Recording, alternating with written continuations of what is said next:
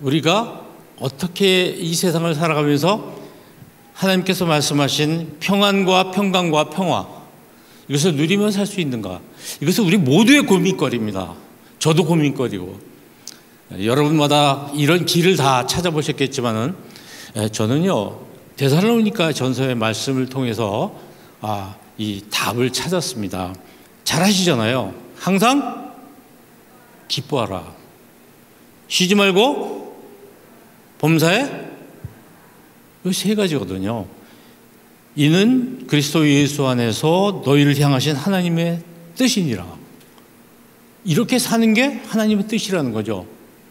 평화와 평강과 평안을 누리면서 사는 것을 하나님께서 우리들에게 원하시고 우리들에게 그렇게 살으라고 명령을 하셨어요. 얼마나 감사한지 모르겠습니다.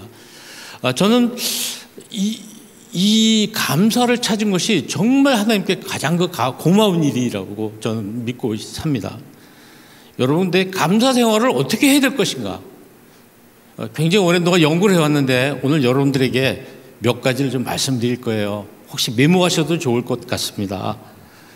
감사 생활에는 5단계로 이렇게 압축해서 우리가 실천할 수 있습니다. 한번 잘 생각해 보시면 좋을 거예요. 첫 번째는 찾아라. 자, 따라해 보세요. 찾아라. 네, 감사거리를 찾아야죠. 두 번째는 기록하라. 기억하라. 기억하라. 머릿속에 기억하라는 거죠. 찾아서 기억하고. 세 번째 뭘까요? 표현하라. 표현하라. 네 번째는 갚아라. 갚아라. 네, 마지막은 뭘까요? 마지막은 나눠라. 네, 베풀어라, 이런 뜻입니다. 한번 절 따라 해주시면 좋을 것 같아요. 찾아라. 기억하라. 표현하라. 갚아라. 나눠라.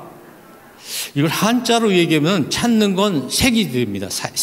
사색하라 할 때 색이죠. 그 다음에 기억한다는 것은 기, 표현한다는 것은 표, 갚는다는 것은 보, 베푼다는 것은 배. 그래서 제가 이름을 이렇게 줬어요. 새끼표 보배. 새끼표 보배. 여러분 외우시기가 좀 쉬울 것 같은 생각이 듭니다. 새끼표 보배, 이 5가지를 가지고 제가 짧게 압축해서 여러분들한테 말씀드릴 테니까 잘 들어보시고 실천하는 게 좋겠다 하는 부분을 여러분이 실천하시면 참 좋을 것 같아요. 첫 번째가 뭐냐면 바로 이겁니다. 탐색한다 할 때 택입니다. 찾아보는 겁니다. 여러분 주위에 감사거리가 있는지 없는지 찾는 것이 굉장히 중요하죠. 오늘 여러분들 고마운 일이 몇 개를 생각해 내실 수 있는지 한번 각자 생각해 보세요. 오늘 고마운 일이 뭐지? 하나, 둘, 셋, 넷, 다섯, 여섯. 여러분이 찾아낼 수 있어야 되거든요. 어떻게 3개? 5개? 10개? 20개? 몇 개 찾아낼 수가 있습니까, 여러분? 찾아내는 것이 굉장히 중요합니다. 받은 복을 세어보아라, 이런 찬송가가 있는데 우리가 받은 것을 세어봐야 되는데 찾아야 세어볼 것 아닌가, 이런 생각을 해보는 거예요. 근데 감사라는 건 말이죠, 인식의 문제예요. 인식의 문제. 공들이 모여서 불평대회를 열었습니다. 축구공, 배구공, 야구공, 골프공이 모여서 불평대회를 열었어요. 제일 먼저 축구공은 나는 매일 발로 채인다, 그렇게 불평했어요. 배구공은 맨날 귀싸대기를 맞는다. 그리고 야구공은 몽둥이로 맞는다. 골프공은 뭐라고 그랬겠어요? 새몽둥이로 맞는다. 이렇게 불평을 했어요.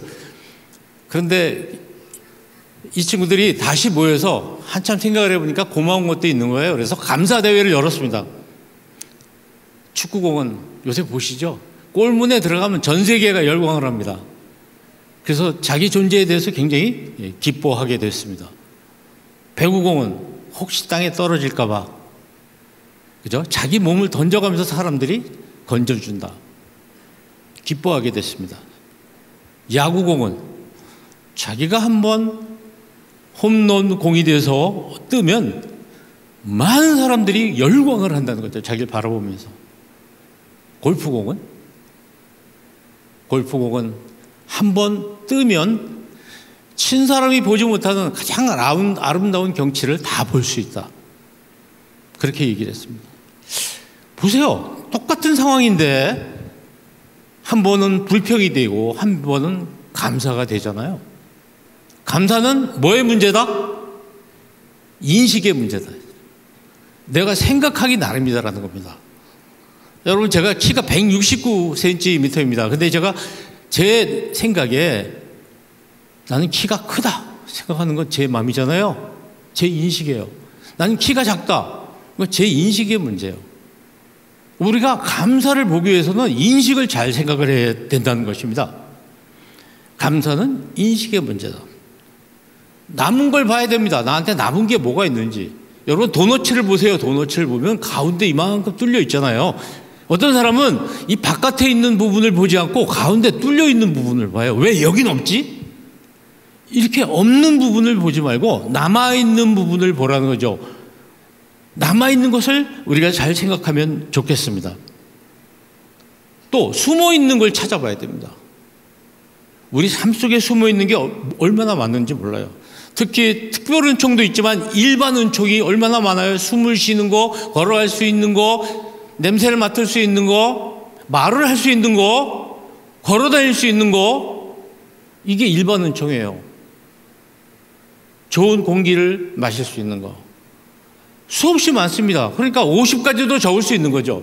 여러분에게 A4 용지 한 장을 주고 오늘 고마운 일을 한번 적어봐라. 그럼 몇 가지를 적을 수 있느냐? 50가지, 100가지 적을 수 있어요. 한번 생각해 보세요. 얼마나 고마운 게 많습니까? 그런데 우리는 보질 않잖아요. 찾아보는 것이 굉장히 중요한 것이죠. 또 특별하게 좀 봐야 돼요. 제가 얼마 전에 제주도에서 한 달 살이를 했습니다. 지난달에 서귀포에서 했는데, 제가 나갔던 교회 목사님께서 주일 설교를 하시는데 이런 말씀하세요. 늘 기도할 때마다 날씨 가지고 하나님께 감사로 시작하는 기도하시는 목사님 계셨는데, 하루는 태풍이 엄청나게 몰아치는 날이었는데 교인들이 오늘은 목사님 어떻게 기도하시나 하고 귀를 기울였다는 거죠. 근데 그날 목사님이 이렇게 기도하시더라는 거죠. 1년에 매일매일도 아니고 한두 번 이렇게 태풍이 오는 것 감사합니다. 매일매일 오지 않은 것을 감사합니다. 그렇게 말씀하셨다는 거예요. 네, 생각하기 나름입니다. 좀 특별하게 생각하면은 얼마든지 우리는 감사할 거리를 찾아낼 수가 있는 것이죠. 이 감사하는데 제일 어려운 게 찾아내는 거예요. 지금 제가 말씀드린 것도 생각하시면은 얼마든지 찾아낼 수 있어요. 좋은 쪽으로 또 생각을 하셔야 됩니다. 뭐든지. 좋은 쪽으로 생각하면 얼마든지 찾아낼 수가 있어요. 모든 것이 감사거리가 되는 것이죠. 여러분, 이제 올림픽 때 보면요, 금메달 딱 수상자 서 있고 또 이쪽에 은메달, 동메달 이렇게 서 있잖아요. 이 동메달하고 은메달 딴 사람의 표정을 가지고 연구한 그런 글을 제가 봤어요. 근데 재밌는 것은 금메달이 제일 웃고 두 번째 은메달 웃고 동메달 웃어야 되잖아요. 근데 금메달이 제일 웃는데 그 다음에 웃는 사람이 은메달이 아니고 동메달이에요. 동메달 딴 사람은 너무 좋아가지고 입이 쫙 벌어집니다. 근데 은메달 딴 사람은 인상을 쓰죠. 너무 안타깝고 자기가 잃어버린 것을 생각을 하는 것이죠. 자기가 은메달을 땄다는 것이 얼마나 훌륭한 겁니까? 그런데도 그 마음속에는 비교하는 마음, 이런 것들이 있기 때문에 고마워하는 마음을 갖지 못하는 것이다. 이런 생각을 해볼 수 있습니다. 여러분, 감사에도 보면 우리 바둑에는 뭐 하수, 뭐 중수, 고수 뭐 이런 말을 쓰잖아요. 감사에 하수가 있어요. 하수는 어떤 사람입니까? 로또에 당첨돼야지 감사합니다. 이런 사람은 정말 기적 같은 일이 일어났을 때만 감사를 하는 사람. 우리 삶 속에 기적 같은 일이 일어났을 때만 하나님께 감사하고 이웃들에게 감사하는 사람이 있죠. 두 번째는 뭔가요? 중수. 중수는 자기에게 일어난 일을 찾아서, 고마운 일을 찾아서 감사하는 사람이 중수입니다. 우리가 적어도 중수는 돼야 되잖아요. 고수는 어떤 사람입니까? 남들이 보기에는 불평할 만한 일인데도 그걸 하나님의 뜻으로 알고 감사하는 사람이죠. 이게 감사의 고수입니다, 여러분. 이 자리에 모이신 여러분들이 감사의 고수가 되시길 바랍니다. 네. 감사의 범사, 그것이 범사에 감사하는 거죠. 범사에 감사한다는 건 뭔가요? 어떤 일에든지 감사한다는 뜻입니다. 어떤 일이든지 왜 감사를 합니까? 거기에 하나님의 뜻이 담겨 있기 때문에, 그 하나님의 뜻을 믿기 때문에 우리는 감사할 수밖에 없는 것이죠. 바울과 실라가 그랬지 않습니까? 또 사울의 추격을 피해서 도망가던 다윗도 시편 57편에 감사를 이야기했잖아요. 여러분, 첫 번째 말씀드린 게 찾아라, 이런 뜻입니다. 한번 외치실까요? 찾아라. 내 삶 속에서 감사거리를 찾아야 되는 것입니다. 자, 두 번째는 이겁니다. 기억하라. 머릿속에다 적어놔라, 이런 뜻입니다. 감사거리를 수없이 많이 찾아놨는데 다 잊어버리는 거예요. 의미가 없죠. 다 잊어버렸으니까. 감사한 일 금방 잊어버립니다. 잊어버리면 배은망덕한 짓을 하게 되죠. 그래서 적자생존이라는 말이 있는데, 적자생존이 뭐죠? 열심히 적어야 산다, 이런 뜻입니다. 적자생존. 여러분, 고마운 일은 적어놔야 돼요. 적어놓지 않으면 잊어버립니다. 그 적어놓는 걸 우리는 감사일기라고 그러잖아요. 그래서 감사일기를 씁니다. 감사일기라는 것은 남한테 받은 것을 적은 거니까 외상장부나 마찬가지예요. 그런데 감사일기를 쓰시는 분들 많이 계실 텐데, 한두 가지 좀 조언을 드린다면, 첫 번째는 감사일기 쓰실 때는 이렇게 칸을 나눠서 한쪽에는 하나님을 향한 수직적인 감사를 꼭 써야 됩니다. 하나님을 향한 감사, 어떤 것이 고마운 일이 있었나 오늘, 하나님께 감사하는 내용을 쓰셔야 됩니다. 이쪽에는 뭘 써야 되죠? 수평감사. 수평적인 감사라는 것은 우리가 함께 살아가는 동료들, 같이 살아가는 이웃들에게 고마운 것들을 적어야 됩니다. 흔히 우리는 하나님께 감사한 것만 적는 일이 많죠. 이웃에게 감사한 것을 정리를 하지 않는 그런 경향이 있습니다. 양쪽을 같이 해야 되겠다는 말씀을 드립니다. 두 번째는 억지로 쓰지 말라는 거예요. 제가 감사일기 쓰기 하면서 굉장히 오랫동안 해왔지만은 사람들에게 계속 권하는 게 뭐냐면, 하루에 몇 개씩 쓴다, 5개씩 쓴다, 무조건 5개 쓴다, 무조건 3개 쓴다, 그렇게 하지 말라는 거죠. 예. 그거는 일이 돼버리고 지겨운 일이 돼버려요. 즐거워야 되잖아요. 기뻐야 되잖아요. 감사일기를 쓰는데 가장 하루 행복한 시간이 돼야 되는데 가장 지겨운 일기 쓰기 시간이 되면 안 되겠다. 그래서 개수 이런 거 억지로 하지 말라는 것입니다. 치약짜듯이 막 억지로 짜내지 말라는 거예요. 한 개를 쓰더라도 깊이 있게, 언제 어디서 누가 무엇을 왜 어떻게, 그때 내 기분은 어땠고 상대방 기분은 어땠고, 그렇게 구체적으로 한 가지 일을 써야지 그것이 여러분이 일기가 되는 게 아니라 역사가 된다는 거죠. 내 신앙의 역사, 내 삶의 역사가 된다. 세 번째는 뭐냐면요, 여러분 그 결혼 사진 한번 꺼내 보신 적 있으시죠? 앨범 이렇게 두꺼운 걸 한번 찾아보면 얼마나 재밌고 옛날에 추억이 되살아납니까? 특히 부부간에 좀 다툼이 있었을 때, 갈등이 있었을 때, 여러분 결혼 앨범을 꼭 찾아와서 한번 보시기 바랍니다. 그러면은 그 마음들이 많이 수그러지고 다시 기쁜 마음이 생깁니다. 여러분 불평이 생기고 힘들 때, 우울할 때 감사일기 옛날에 썼던 걸 꺼내 보십시오. 되새김을 해 보십시오. 아, 하나님께서 나한테 이런 은혜를 주셨구나. 그렇죠? 또 내 주위에 이렇게 많은 사람들이 나를 위해서 관심을 갖고 사랑을 베풀어 줬구나. 그걸 느끼게 돼요. 그러면 내 마음속에 있던 그 우울한 마음들이, 불평스러운 마음들이 다 달아나게 되는 것입니다. 여러분 감사일기는 되새김을 꼭 해라. 그리고 감사일기에 있는 내용들은 전부 외상장부예요. 무슨 장부냐면은 은혜의 외상장부다. 은혜의 외상장부들. 그 외상장부들을 늘 찾아보고 잊지 않는 것이 굉장히 중요하다. 이런 말씀을 드립니다. 세 번째 이야기는 무슨 글자죠? 네, 표입니다. 표현하라는 겁니다. 이게 굉장히 약해요. 그래서 지금 2단계까지 잘하신 분도 이 2단계가 요 세 번째 단계 표의 단계에 가면은 잘 못하시는 분들이 굉장히 많습니다. 특히 우리나라 사람들 이런 말을 많이 해요. 아니 그걸 내가 꼭 말로 꼭 해야 돼? 그런 경향이 굉장히 심하죠. 감사라는 말이 한자로 무슨 뜻인가? 감이라는 것은 뭐 고마운 마음입니다. 고마운 감정. 사는 무슨 뜻이죠? 사를 한자를 보면요, 말씀은 그 다음에 사자가 있는데 이게 빵하고 총 쏠 때, 화살 쏠 때 나간다, 발사할 때 사자예요. 고마운 마음을 말로 빵 화살을 쏜다. 내게 이 고마운 마음을 품고 있는 거는 감사가 아니에요. 이 고마운 마음을 말로 화살을 쏘듯이 발사. 그래서 상대방에게 전달되도록 하는 것이, 이것이 감사입니다. 그러니까 표현하지 않는 감사는 감사가 아니죠. 표현을 해야지 감사가 되는 것입니다. 근데 우리는 묵상 감사를 많이 하잖아요. 그냥 조용히 마음속으로. 그렇게 해서는 안 되는 거죠. 탈무드에 이런 말이 있어요. 고마우면 고맙다고, 미안하면 미안하다고 큰 소리로 말해라.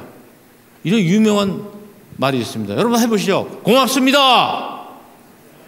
다시 한번 고맙습니다. 미안합니다. 미안합니다.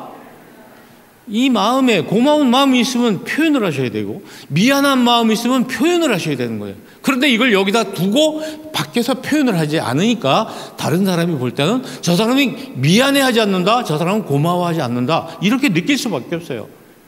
근데 우리가 표현을 잘 안 해요. 특히 누구한테 안 하는 줄 아세요? 제일 가까운 사람한테요. 배우자한테 안 해요.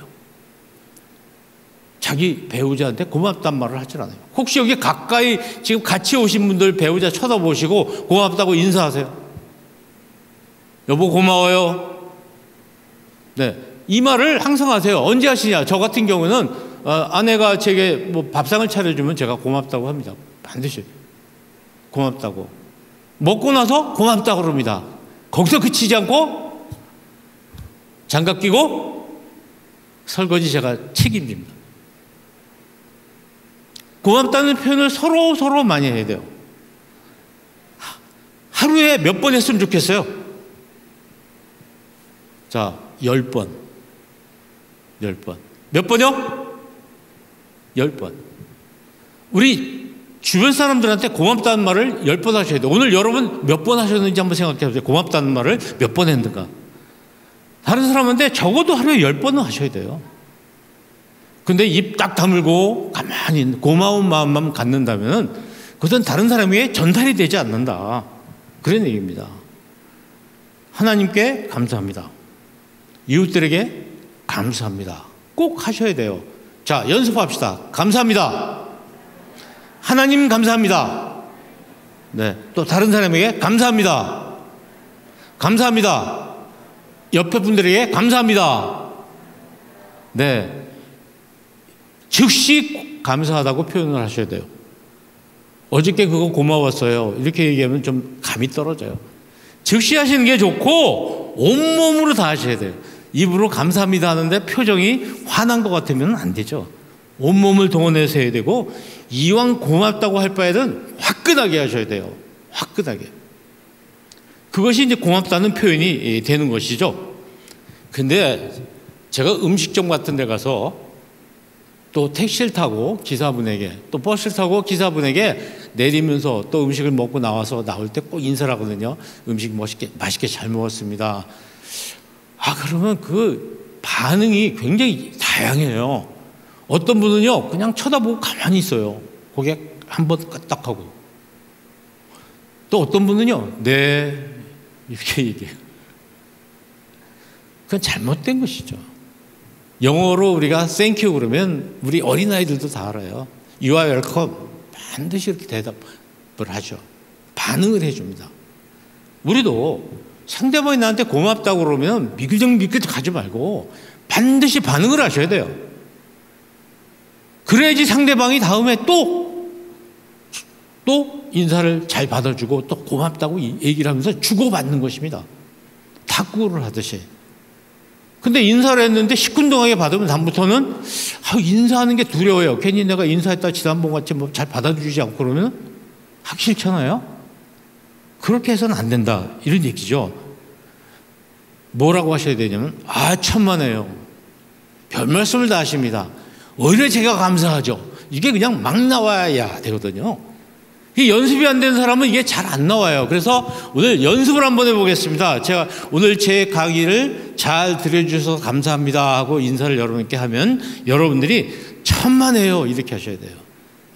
오늘 이 자리에 오셔서 제 강의를 들어주셔서 감사합니다. 네.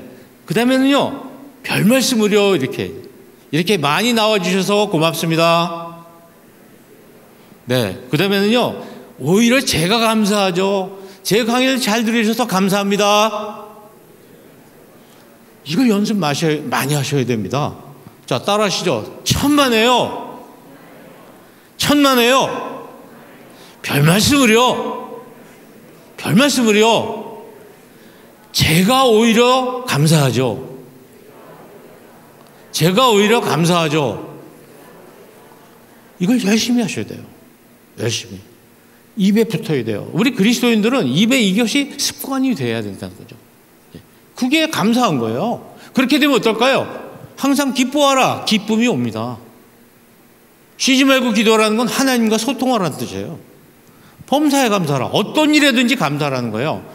당장은 이게 어두운 일이지만, 불평스러운 일이지만, 그러나 거기에 하나님의 뜻이 담겨 있기 때문에 나는 그 하나님의 뜻을 믿고 감사한다, 이런 뜻입니다. 그럼 우리는 샬롬의 상태에서 살아갈 수 있는 거예요. 평안과 평화와 기쁨과 이런 마음으로 사는 거 아니에요? 우리가 왜 신앙생활합니까? 마음의 샬롬, 평화를 얻기 위해서, 평안을 얻기 위해서, 평강을 얻기 위해서 신앙생활하는 거 아니에요? 근데 신앙생활 열심히 했는데 5년 되고 10년 되고 30년 되고 저처럼 뭐 장로까지 되고 평생을 했는데 마음이 기쁨이 없어요. 문제가 있는 거죠. 그래서 오늘 제가 말씀드린 이런 과정을 한번 생각해 보시면서 한 단계씩 점검해 보시면 참 좋을 것 같다는 생각이 들어요. 자, 네 번째는 이겁니다. 뭐라고 읽죠? 네. 따라 하시죠. 갚아라. 갚아라. 갚는 거예요. 가만히 있으면 안 되죠. 보은한다, 보답한다 할 때 보자입니다. 세상에 공짜는 없어요. 윈윈. 너도 잘 되고 나도 잘 되고. 그것이 굉장히 중요한 겁니다. 우리가 뭔가 신세를 졌는데 갚아야 됩니다. 갚지 않으면 아까 말씀드리는 배은 망덕이 되는 거거든요. 언젠가 갚아야 돼요. 그래서 우리가 뭔가 남한테 계속 테이크, 받기만 하는 사람을 테이커라고 그러잖아요. 계속 받기만 하는 사람, 나한테 신세만 지고 사는 사람. 그러면 안 되죠. 하나님께로부터 받기만 하면 안 됩니다. 우리는 받으면 그것에 대해서 응답을 해야 되죠. 그래서 헌신해야 됩니다. 하나님께. 주님을 위해서. 그리고 이웃으로부터 우리가 많은 걸 받았으면 그들을 위해서 봉사해야 되는 것이죠. 어린아이가 사과를 가지고 있는데 사과를 하나 가지고 있고 또 이쪽에 있는 사과를 왼손에 가지고 있습니다. 두 개를 가지고 있어요. 그래서 엄마가 생각할 때 저 아이가 저렇게 욕심을 부리면 안 되는데, 그랬더니 이 아이가 사과 하나를 맛을 보는 거예요. 저 녀석이 둘 다 먹으려고 그러는구나. 안 되겠다, 말려야 되겠다 하는데 벌써 이쪽 것도 한 입을 깨물었어요.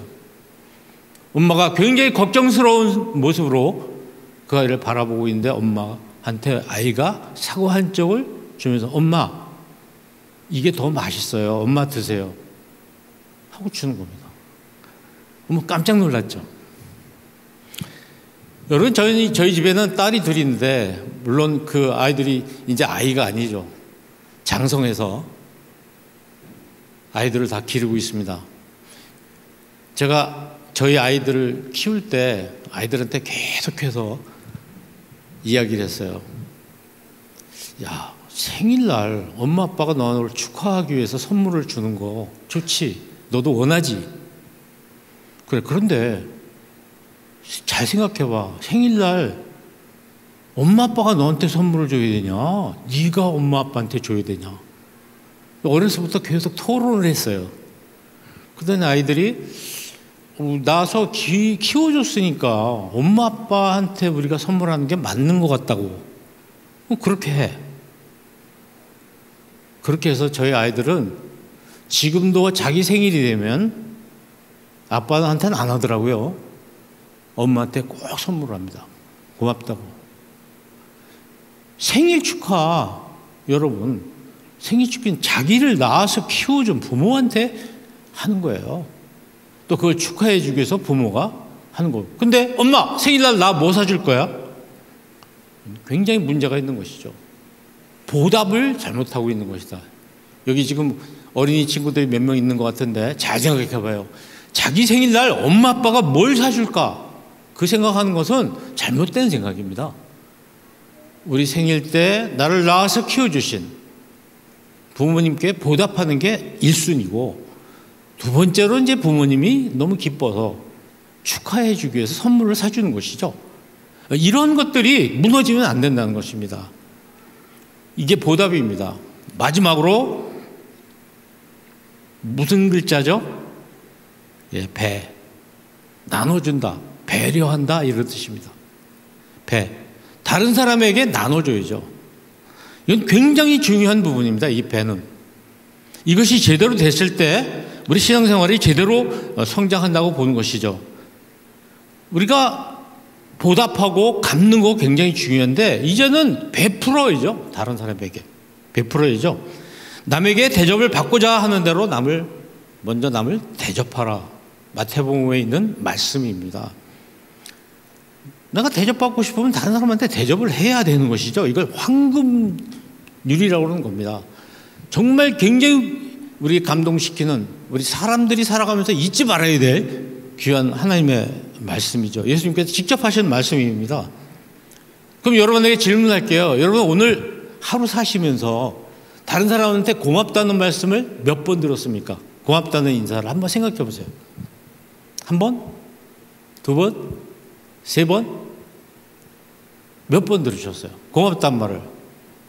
고맙다는 말은 내가 뭘 베풀어야지 고맙다고 하지, 베풀지 않으면 상대방이 고맙다는 말을 잘 하지 않습니다. 그렇죠?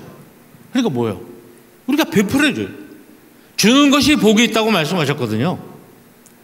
주는 것이 복이 있다는 말씀은 내가 받는 기쁨도 굉장히 크지만 주는 기쁨은 더 크다는 것입니다. 그래서 주라는 겁니다. 성경을 가장 강조하는 게 주라는 거지 받는 것이 아니죠. 오늘 우리 기독교의 모습이 받는 거에 익숙하고 받는 것을 위해서 굉장히 봉사하고 노력을 하고 있는데, 사실은 우리가 주는 것이 복이 있는 것이죠. 주는 걸 배우는 것입니다. 신앙이라는 것은 주는 것이죠. 그래서 주는 기쁨을 우리가 누릴 수 있어야 되겠다.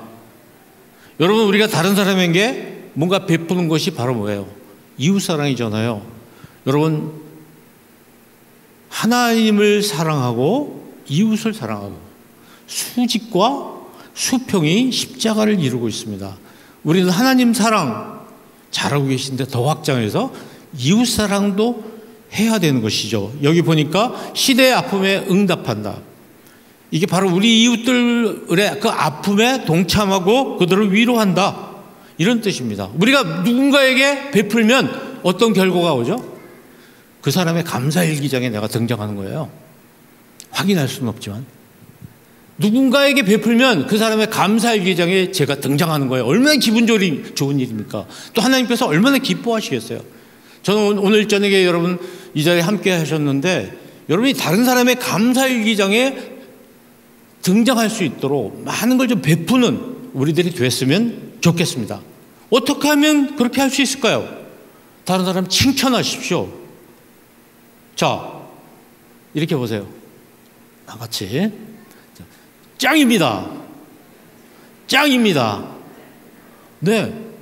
여러분, 식사하시고 식당 같은 데서 끝나고 음식 맛있다고.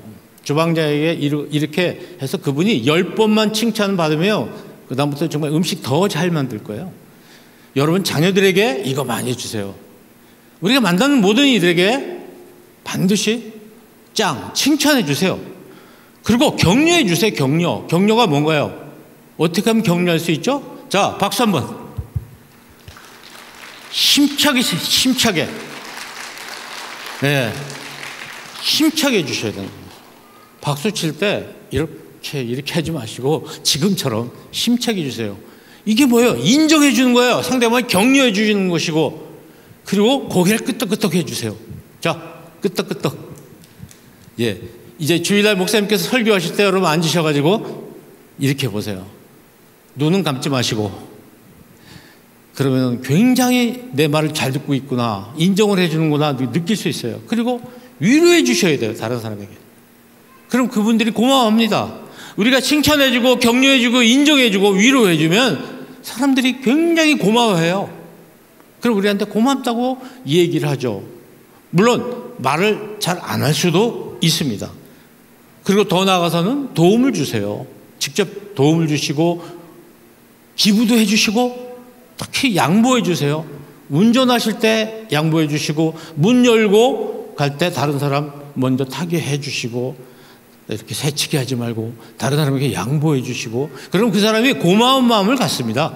그러면 그분들이 우리한테 고맙다고 인사를 하는 것이죠.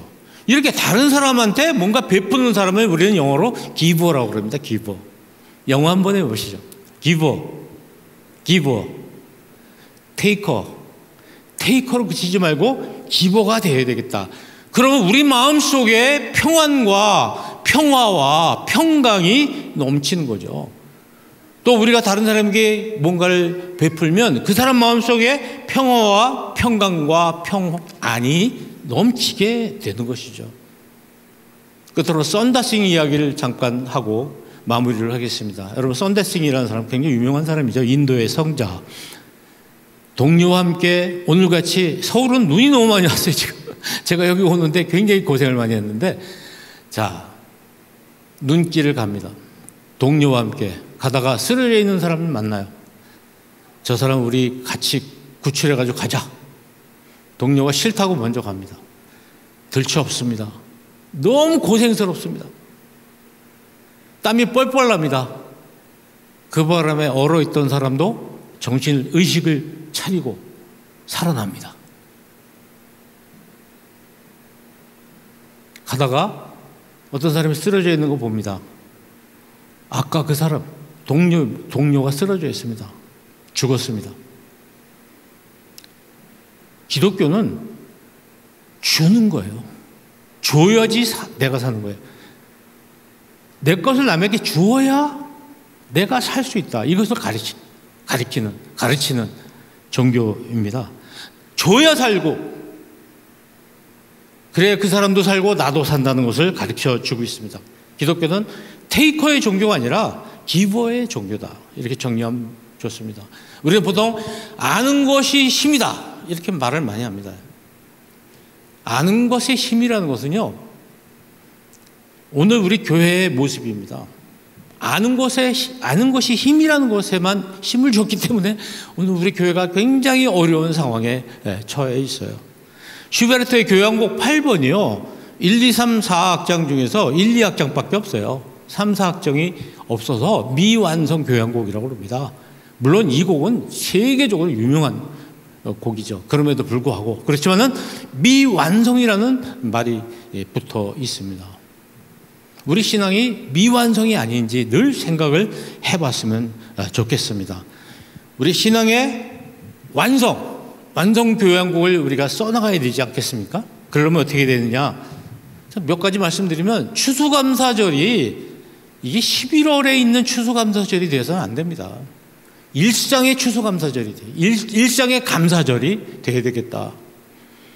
수직적인 감사만으로는 안 되고 수직적인 감사에 수평적인 감사를 우리가 더 보충을 해야 되겠다는 말씀을 드립니다. 그래야지 완성이 되죠. 그리고 이렇게 모인 교회, 예배당 안에 모여있는 모인 교회만, 주일날만 모여있는 교회만이 아니라 평일에 일상생활 속에서 이 세상 사회 속에 들어가 있는 흩어진 교회가 더해져야 우리가 완성된 교회가 될 수 있겠다. 더 나아가서 아까 말씀드린 받는 감사에서 주는 감사로 전환이 돼야, 발전이 돼야 우리가 살고 있는 이 세상에, 특히 우리 마음속에 하나님의 나라를 품을 수 있고 샬롬을 품을 수 있고 우리가 살고 있는 가정과 직장과 사회 속에 하나님의 나라를 확장시켜서 그곳에도 하나님께서 주시는 평화와 평강과 평안이 가득 찰 수 있겠다. 이런 생각을 해보는 것입니다. 오늘 여러분에게 찾아라, 기억하라, 표현하라, 갚아라, 베풀어라, 나눠라, 이런 말씀을 나눴습니다. 그런데 이것을 하루에 몇 번? 아까 몇 번이라고 그랬어요? 10번. 예, 10번 하시라는 거예요. 그래서 10번. 하루에 10번 다른 사람에게 고맙다고 표현을 꼭 하십시오. 하루에 10번. 우리 손가락이 10개니까 세보시면 되죠. 하루에 10번 고맙습니다. 주변 사람들에게 고마움을 표현을 하십시오. 그리고 또 10번 다른 사람에게 베푸십시오. 하루에 10번. 그래서 10이 되는 거죠. 여러분이 이제 앞으로 10 하루에 10번 다른 사람에게 감사하고 하루에 10번 다른 사람으로부터 감사 인사를 받는 그런 삶이 된다면 아까 말씀드린 우리 삶이 크게 달라질 겁니다.